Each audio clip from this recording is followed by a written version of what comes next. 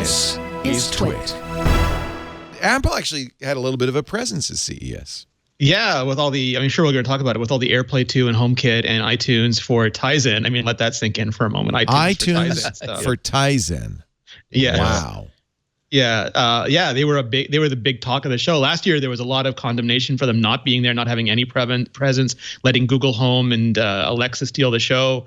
And this year, Samsung put out their announcement the Sunday before the show, and they got just a ton of attention for the rest of the week because it kept being like, and another TV set company, and another TV set company. So and Apple did much better prepared. Apple did. At first, we thought Apple's only presence would be that big billboard on the side of the Marriott hotel there that said, was priceless. What happens on the iPhone stays on the iPhone. A great lesson in snark, according to CNET. And of course, the whole point of that is while everything else at CES is spying on you, we're not. Yeah. You like that, Jim? I did like that. I thought that was a brilliant marketing campaign going into CES, considering, the other companies that were going to be there. Yeah. Particularly Google assisted and Amazon's Echo. Yeah. Yeah. When you think about it, what better way to fight the competition than boost the thing that you put out there the most, which is privacy for Apple, and the thing that other companies put out there the least. I was talking on Friday with on Triangulation with Shoshana Zuboff. She's written a new book called Surveillance Capitalism. She says, invented by Google, perfected by Facebook, but she gave Apple a pass. She said, I asked her about this. She said, really, it's a big opportunity for Apple. So if people want to use technology, because technology doesn't mean surveillance, but if they want to use technology without having the company collect data about them and then try to influence them with that data, Apple seems like they're well positioned to do that. That would be a real opportunity for them, and it seems like they know that. Can I give you a great example, Leo? Yeah. So Apple also got their act together with HomeKit this year, and they worked with a bunch of providers to get really good products like door locks and doorbells and all these camera systems that also have options not to share your data with anybody. And that came into really good focus a couple days in. Ring. First the information and then the Intercept, broke that story about Ring. And that really, I know for especially a lot of people at the show, that gave them sort of an instant different take on almost all of the gadgets that were putting all your stuff into these companies' hands all the time. And companies who didn't always know, like they were just a product name. You didn't necessarily know who owned them or where the data was. And I'll mention this story because Ring was a long time sponsor of our shows. The Ring doorbell was purchased by Amazon. Amazon says they're not doing this. Ring wasn't clear whether they'd done it in the past.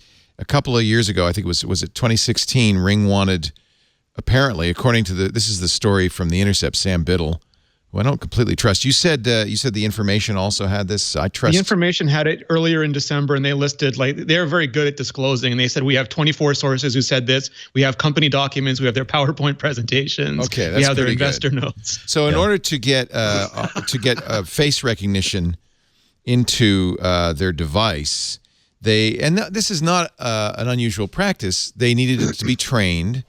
Actually, object recognition. They needed to be trained, and so they sent it to contractors in Ukraine who would then circle, that's a face, that's a package, that's a tree.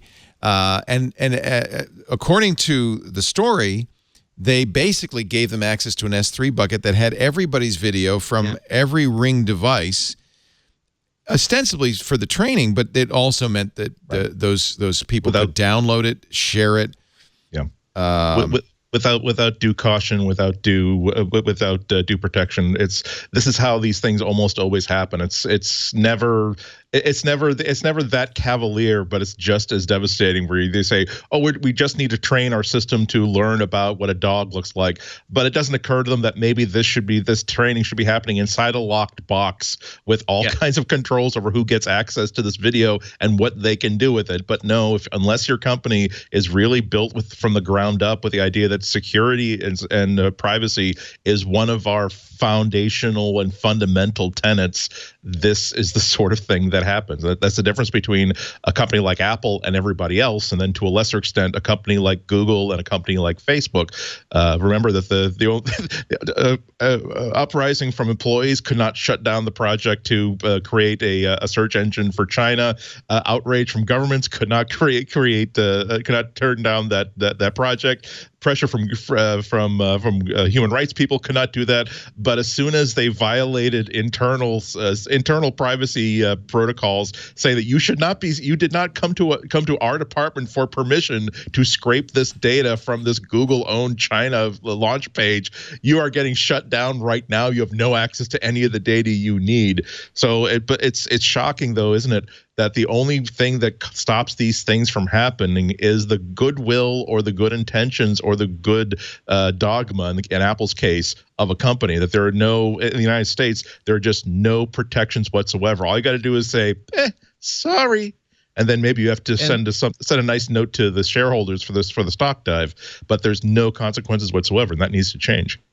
And it's almost never malicious. Sometimes it's almost never malicious, but it's just expediency. They wanted this done, and they had but they also had a database that they could go find the email address and then put that email address in and watch that specific camera. And because there was no one supervising any of it, guess what they did? I mean, it's just and trouble all the way down. I still have a Ring doorbell, and I don't really much care if somebody looks at what's outside my house. But I guess Ring also, I didn't realize this had inside cameras. Yeah, it was the internal cameras too, and they said they were people were walking by while they were watching people kissing and having conversations. And this is why I wonder when Apple is going to do their own like home security or home monitoring service. That's going to be a killer thing. If there's one thing that could get me to switch a certain platform to Apple, it would be if they would decide, if I get the functionality of my Google backed internal cameras, which are really useful for me because sometimes I just need to check what's going on outside, or sometimes when I leave, I really do want to have a camera going on inside my office to make sure that nobody is stealing a $5,000 thing that's on loan to me that I'm going to have to pay for. But even with Google, a company that I trust with conditions, I keep that camera turned off when I don't need a security thing. If Apple decided to do this, I mean, you guys are absolutely right. When it comes to privacy and security, this really is hardwired into the DNA of the company. And I would instinctively trust that not only do they as a company, are they as a company not going to abuse this data, but they're going to make sure that no one else can abuse it either. So this would be a huge opportunity for Apple.